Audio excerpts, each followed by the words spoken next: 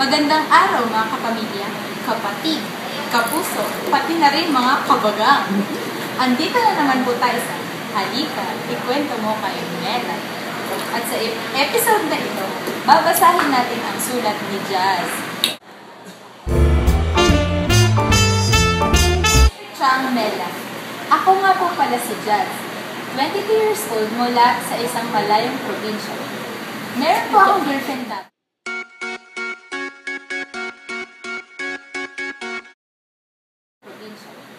Meron po akong girlfriend dati. 4th college po noong naging kami. Lahat po binigay ko sa kanya.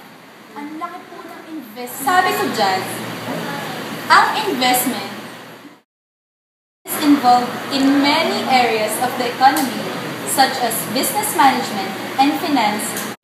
Ipagpatuloy natin ang pagbabasa. Pera, frigidaire, ibinigay ko na.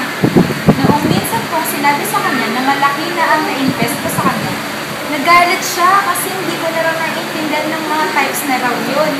Abo. Ang alam ko lang naman, type ko siya. Alam mo, Jazz, may mga types kasi yan.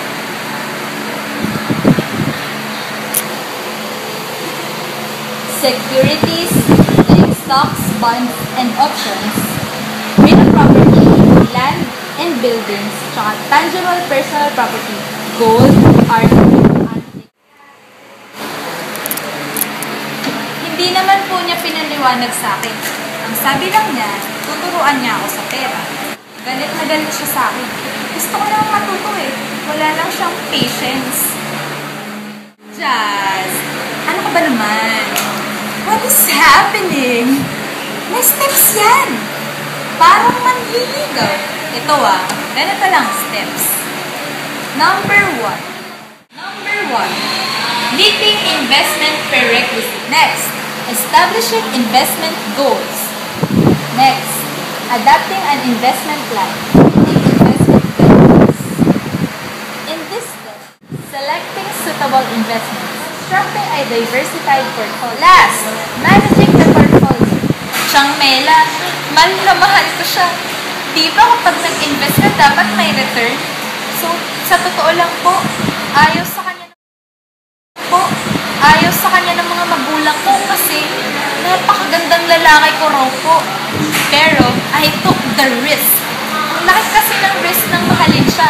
Ng mana sa mga magulang ko. Sabi pa naman ako makukuha ng mga asyenda na ko. Pero, bakit ganito? Ang sakit siya. Sana maging masaya siya kung nasan mo siya ngayon. Alam mo, Jazz, masakit talaga. Pero malay mo naman, magkita ulit kayo. At dahil dito sa sulat mo, iniimbitahan kita namin bumisita dito. Ipapakilala ka namin sa isang stockbroker na magtuturo sa'yo paano mag-invest. To invest in stocks. These are the key points to remember. Letter A. Good investors know something about the company before they invest in the company's stock. Letter B. Gather information to evaluate a potential investment in a stock. Letter C. Learn what the information you gather means. Isa lang ang ma-advise ko sa'yo, Jazz. Do not put all your eggs in one basket. Ikaw kasi, binigay mo lahat dun sa girl na yun. Sino ba kasi yun? Tuloy, nasaktan ka na sobra. Dapat inaral mo yung 7 steps na tinuro ko sa'yo. It will lead you to success. Ako po si Carmela Maragay. Na friendzone ka naman. Examen ka naman. Puntahan mo dito